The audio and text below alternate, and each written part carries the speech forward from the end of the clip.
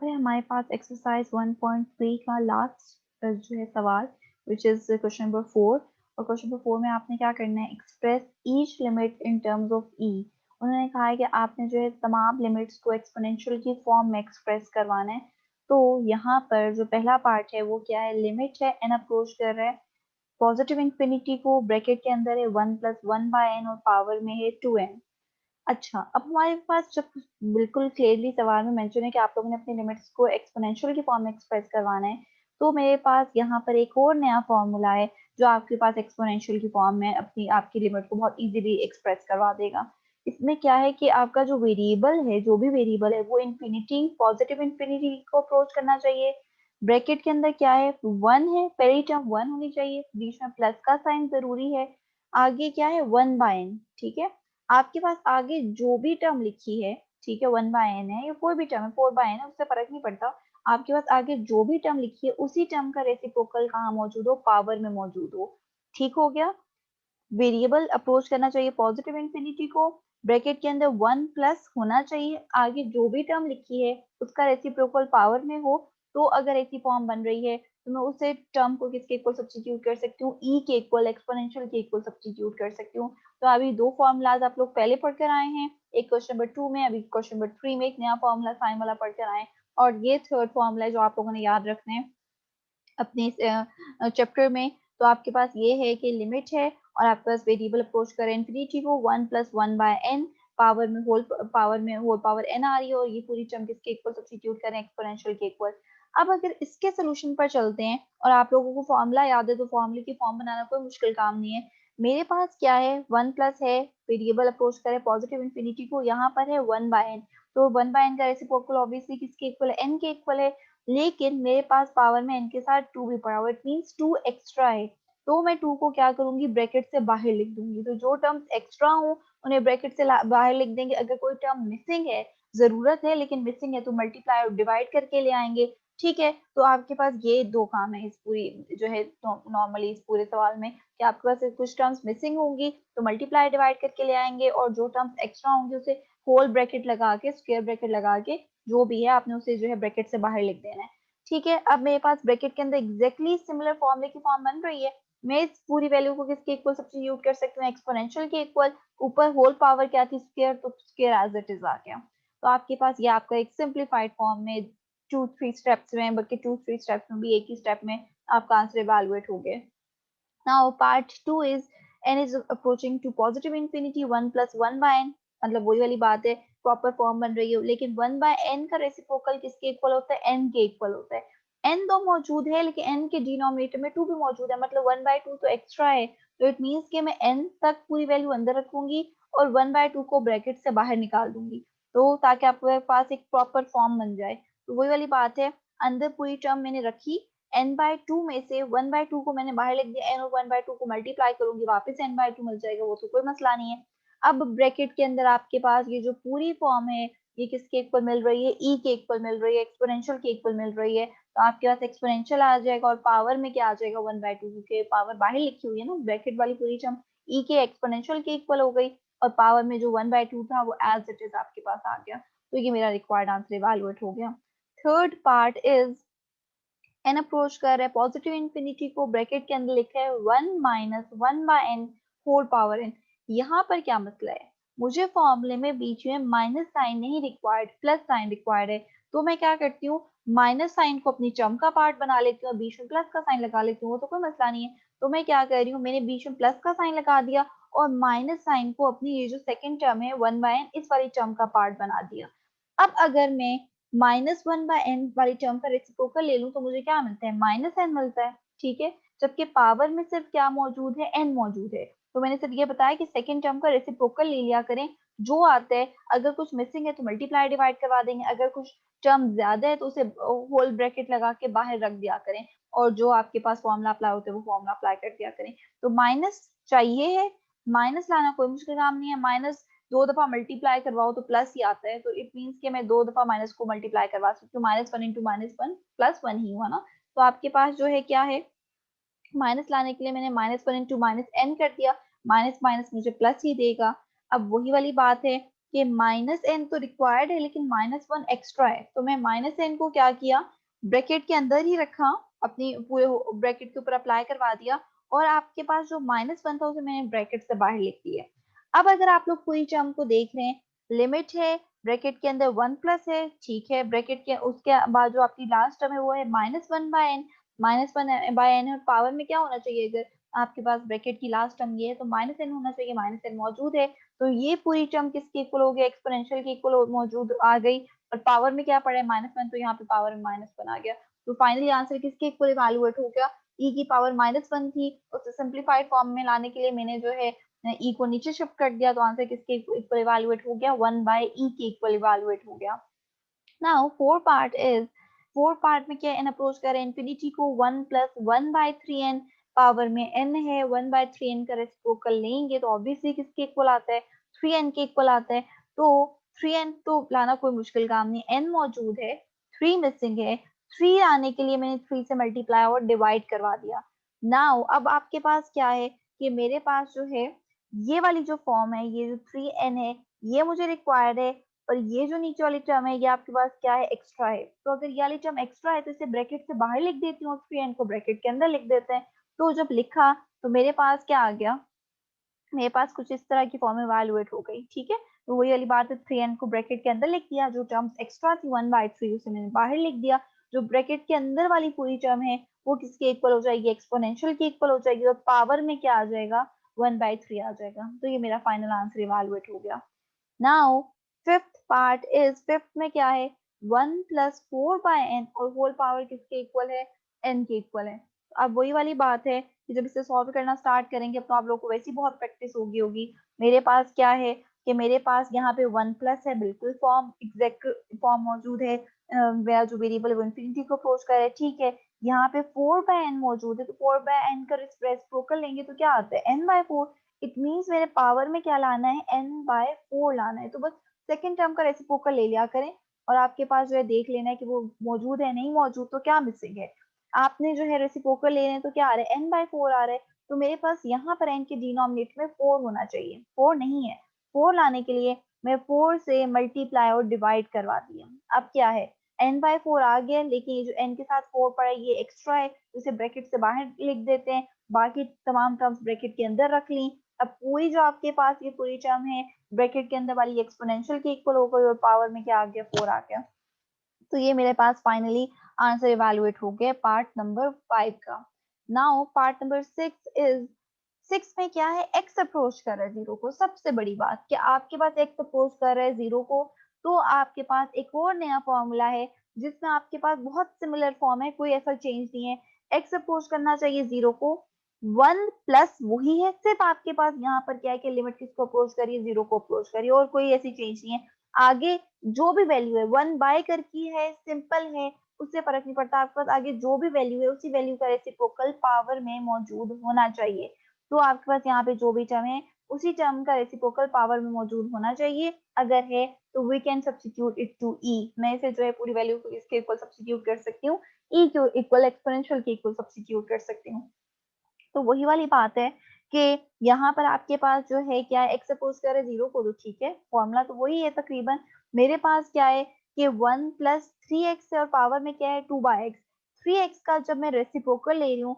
तो मेरे पास क्या आता है, इस वाली टर्म का जब रेसिप्रोकल लेंगे तो क्या आता है, वन बाय थ्री एक्स आता है, ठीक है, तो मैंने वहां पर पावर में वन बाय थ्री एक्स वाली फॉर्म बनानी है, वन बाय थ्री एक्स वाली फॉर्म बनाने के लिए आपके पास क्या कम है, थ्री एक्स तो मौजूद है लेकिन एक्स के साथ क्या होना चाहिए, थ्री होना चाहिए, तो मैं क्या करवाती हूँ, थ्री आने के लिए मल्टीप्लाई और डिवाइड करवा देते हैं, थ्री से मल्टीप्लाई और डिवाइड करवा दिया, तो अब आपके पास क्या है, वन बाय थ्री एक्स में जो ब्रैकेट के अंदर ले जाती हूँ, जो टर्म्स बची हैं एक्स्ट्रा टर्म्स हैं उन्हें जो है ब्रैकेट से बाहर पावर में लिख देते हैं, तो मेरे पास जो है one by three x bracket के अंदर आ गया, टू इंटू थ्री सिक्स होता है, उसमें मैंने ब्रैकेट से बाहर लिख दिया, अब जो पूरी ब्रैकेट वाली टर्म है it is equal to exponential, exponential की इक्वल आ जाएगी, और पावर में किसकी इक्वल, पावर में क्या आ जाएगा, सिक्स आ जाएगा, तो ये मेरे पास फाइनली आंसर इवैल्यूएट हो गया पार्ट नंबर 6 का।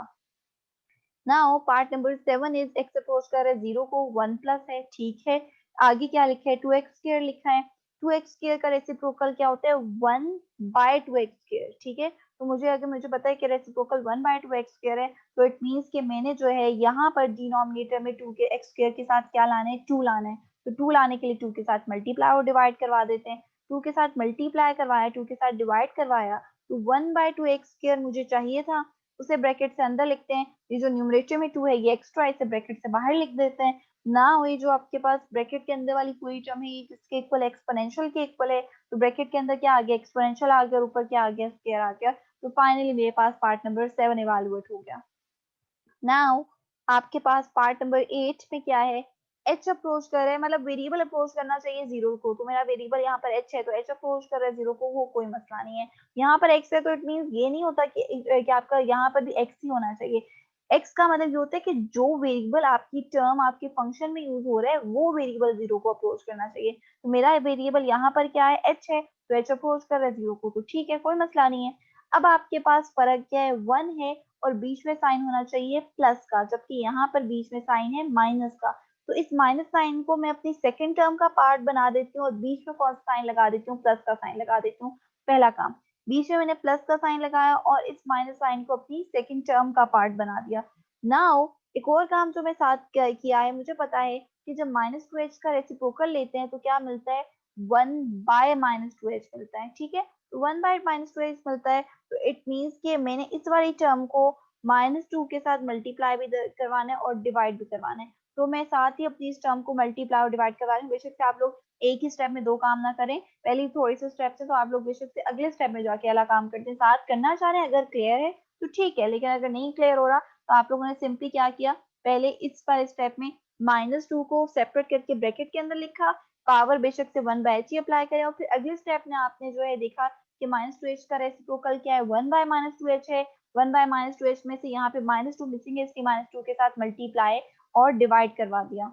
अब मेरे पास क्या है कि जब मैं प्रॉपर फॉर्म बनाती हूँ, मैं 1/-2h को ब्रैकेट के अंदर ले जाती हूँ, जो -2 एक्स्ट्रा बच रहा है उसे ब्रैकेट से बाहर अप्लाई करवा देती हूँ, तो मेरे पास क्या फॉर्म आ जाती है, ये वाली फॉर्म आ जाती है। अब देखिए प्रॉपर फॉर्म बन रही है, एच अप्रोच कर रहा है, वेरिएबल अप्रोच कर रहा है जीरो को, 1 प्लस, ठीक है, ब्रैकेट के अंदर -2h है और उसके ऊपर पावर इस टर्म का क्या होना चाहिए, रेसिप्रोकल। तो -2h का रेसिप्रोकल क्या होता है, 1/-2h, जो आपके पास पावर में मौजूद है। दैट्स वाई ये जो पूरी टर्म है ब्रैकेट के अंदर ये किसके इक्वल हो गई, एक्सपोनेंशियल की इक्वल हो गई, पावर में मार किया -2, और फाइनल आपके पास आंसर किसके इक्वल इवैल्यूएट हो गया, 1/e², मतलब एक्सपोनेंशियल को नीचे शिफ्ट कर दिया, नेगेटिव पावर थी तो नीचे जाके डिनोमिनेटर में किसके इक्वल हो गई, पॉजिटिव के इक्वल हो गई। तो फाइनल मेरा ये आंसर इवैल्यूएट हो गया। अब मेरे पास जो है नेक्स्ट पार्ट में क्या गिवन है, पार्ट नंबर 9 में x अप्रोच कर रहा है जीरो को, x/1 प्लस एक्स, यहाँ पर तो कोई वैसी फॉर्म बन ही नहीं रही। मेरे पास तो पहला काम करना पड़ेगा कि मेरे पास 1 आना चाहिए और टर्म सेपरेट होनी चाहिए। तो मेरे पास अगर नीचे डिनोमिनेटर में 1 पड़ा है और न्यूमरेटर में 1 नहीं पड़ा, जबकि न्यूमरेटर में 1 वाली टर्म आनी चाहिए, तो मैं क्या कर सकती हूँ, मैं अपनी टर्म को शिफ्ट कर सकती हूँ, टर्म का रेसिप्रोकल ले सकती हूँ बहुत इजीली। तो मैं क्या कर रही हूँ कि अपनी प्रॉपर फॉर्म बनाने के लिए मैं अपनी इस टर्म को रेसिप्रोकल ले रही हूँ। रेसिप्रोकल लेने का मतलब ये है कि न्यूमरेटर डिनोमिनेटर में और डिनोमिनेटर न्यूमरेटर में शिफ्ट हो जाता है, और उसको शिफ्ट होने की वजह से, उसका शिफ्ट करने की वजह से जो पावर होती है उसका साइन चेंज हो जाता है। तो अगर यहाँ पे अब सिंपल एक्स पड़ा है तो अब ये सिंपल एक्स नहीं रहेगा, ये किसके इक्वल हो जाएगा, -x के इक्वल हो जाएगा। जब रेसिप्रोकल लेंगे तो ये x -x के इक्वल हो जाएगा। तो टर्म का रेसिप्रोकल लिया, 1 प्लस एक्स न्यूमरेटर में शिफ्ट हो गया, x डिनोमिनेटर में शिफ्ट हो गया, जो x था वो किसके इक्वल आ गया, -x के इक्वल आ गया। अब x को 1 और x दोनों के साथ सेपरेटली डिवाइड किया जा सकता है, मतलब डिनोमिनेटर को न्यूमरेटर वाली तमाम टर्म्स के साथ सेपरेटली डिवाइड किया जा सकते हैं। 1 को डिवाइड किया x के साथ, x को x के साथ डिवाइड करवाया, ऑब्वियसली क्या मिला, 1/x, x को x के साथ डिवाइड करवाया, 1 टर्म को जरा अरेंज करके लिख देते हैं। अरेंज करने का मतलब ये है कि प्रॉपर फॉर्मूले वाली फॉर्म बनाने के लिए क्या है, 1 शुरू में आते हैं तो 1 शुरू में लिख देते हैं, 1/x बाद में आता है, मतलब जो आपको दूसरी टर्म होती है, डिफरेंट टर्म होती है अदर देन 1, वो बाद में लिखी जाती है, वो लिखी, -x पावर थी, -x पावर रही। 1/x का रेसिप्रोकल, इस सेकंड टर्म का रेसिप्रोकल लें तो आता क्या है, x आता है। तो मुझे सिर्फ पावर में x चाहिए, माइनस नहीं चाहिए, माइनस एक एक्स्ट्रा टर्म है, इट मीन्स के मैं माइनस साइन को ब्रैकेट से बाहर निकाल दूंगी। तो माइनस साइन को ब्रैकेट से बाहर निकाल दिया। अब क्या है, वेरिएबल जो है अप्रोच कर रहा है जीरो को, 1 + 1/x और पावर में क्या है x है, इट मीन्स ये पूरी वैल्यू किसके इक्वल हो जाएगी, एक्सपोनेंशियल के इक्वल हो जाएगी, ई के इक्वल हो जाएगी। तो एक्सपोनेंशियल है और पावर में क्या आ गया, -1 आ गया, तो मैं इसे किसके इक्वल सब्स्टिट्यूट लिख सकती हूँ, 1/e के इक्वल लिख सकती हूँ। तो ये मेरा सवाल था। अगर प्रॉपर फॉर्म नहीं थी और मुझे लग रहा है कि डिनोमिनेटर में मेरी कुछ मिलती जुलती फॉर्म पड़ी है, तो कोई मसला नहीं है, रेसिप्रोकल लें, रेसिप्रोकल लें तो कोई फर्क नहीं पड़ता। सिर्फ आपके पास जो पावर होती है उसका साइन चेंज हो जाता है, पॉजिटिव है तो नेगेटिव, नेगेटिव है तो पॉजिटिव, जो भी साइन है बस आपने उसका ऑपोजिट साइन अप्लाई करवा देना है। और जो है सिंप्लीफिकेशन करके हल्की फुल्की फॉर्म बना के तो आपने जो अपना फॉर्मूला अप्लाई करवा दिया। नाउ पार्ट नंबर 10 क्या है, एक्स अप्रोच कर रहा है 0 को और आगे आपके पास एक टर्म गिवन है, लेकिन उससे आगे एक मेन बात ये लिखी हुई है कि उन्होंने कहा है कि x is less than 0। Less than का मतलब ये होता है कि आपके पास जो है x जो है वो क्या है, नेगेटिव वैल्यू है। ठीक है, मेन बात ये हो गई कि x जो है वो एक नेगेटिव वैल्यू है।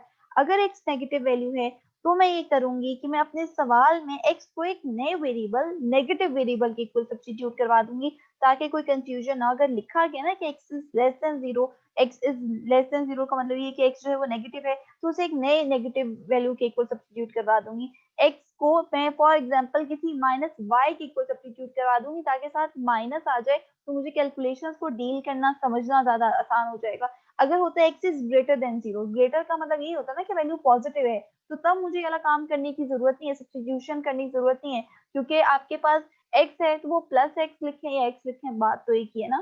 तो आपके पास लेकिन माइनस से फर्क पड़ता है, x लिख रहे हैं या -x लिख रहे हैं, बहुत डिफरेंस है। तो इसलिए मैं यहाँ पर कह रही हूँ, करवा रही हूँ एक नई सब्स्टिट्यूशन, बिकॉज यहाँ पे क्या गिवन है कि x इज लेस देन 0।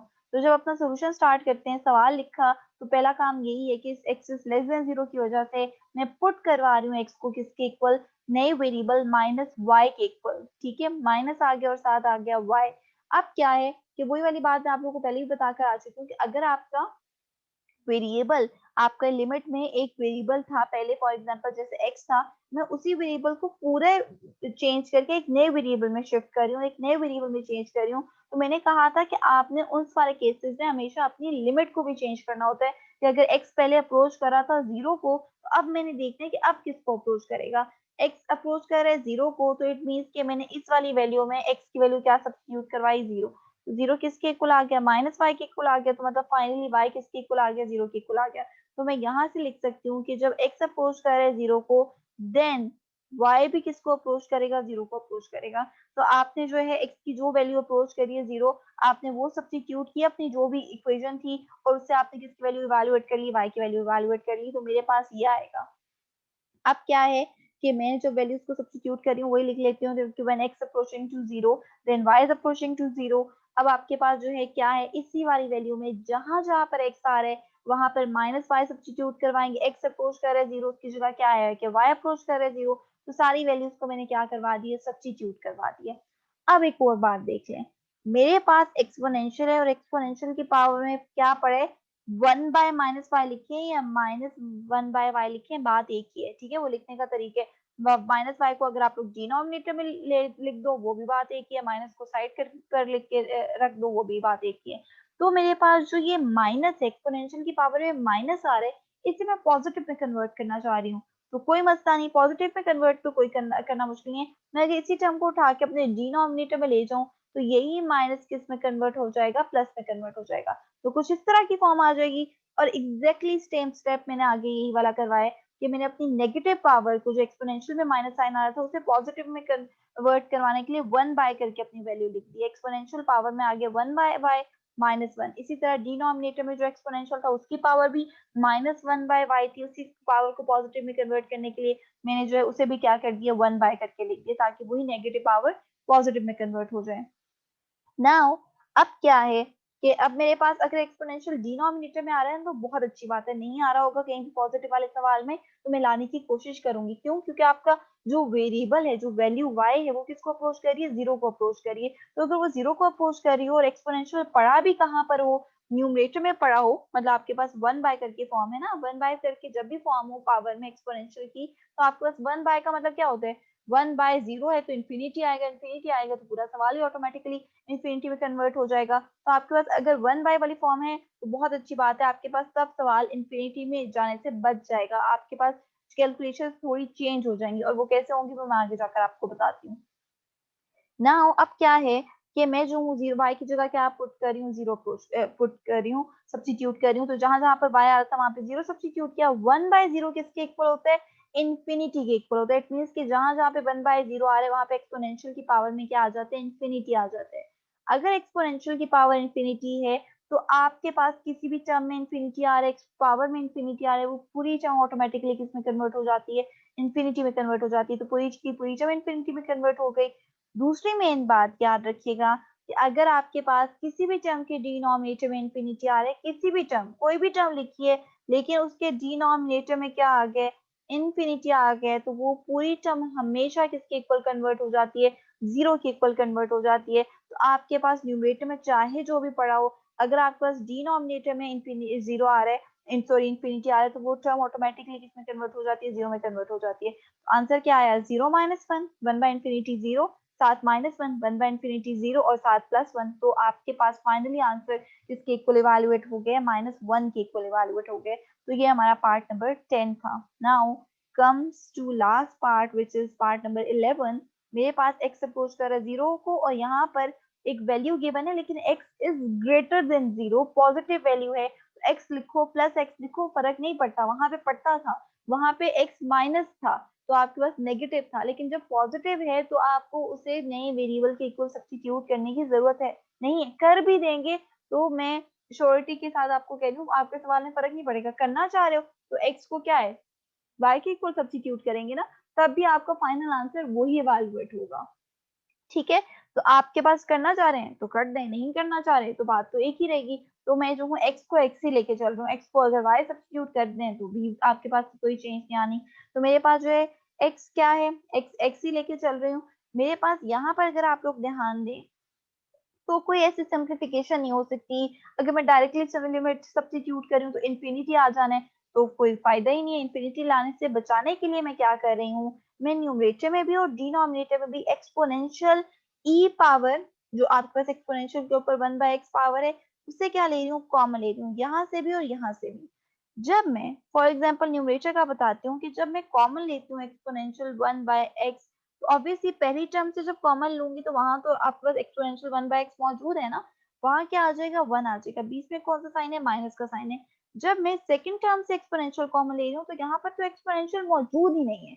अगर किसी टर्म से आप किसी ऐसी टर्म से कोई जो है टर्म कॉमन ले रही है जहां पर वो एग्जिस्ट ही नहीं कर रही, मौजूद ही नहीं है, तो इस बात का मतलब यही होता है कि आपने वही टर्म आपने कहाँ लिख देनी है, उसके डिनोमिनेटर में लिख देनी है। ठीक है, हो गया। तो वही वाली बात है कि पहली टर्म से एक्सपोनेंशियल कॉमन लिया तो ऑब्वियसली 1 आ गया, बीच में माइनस का साइन। सेकंड टर्म में एक्सपोनेंशियल नहीं था, तो अगर कोई ऐसी टर्म से आप कोई टर्म तो कॉमन ले रहे हैं जो वहां मौजूद ही नहीं है, तो वही टर्म आपने कहाँ लिख देनी होती है, डिनोमिनेटर में लिख देनी होती है।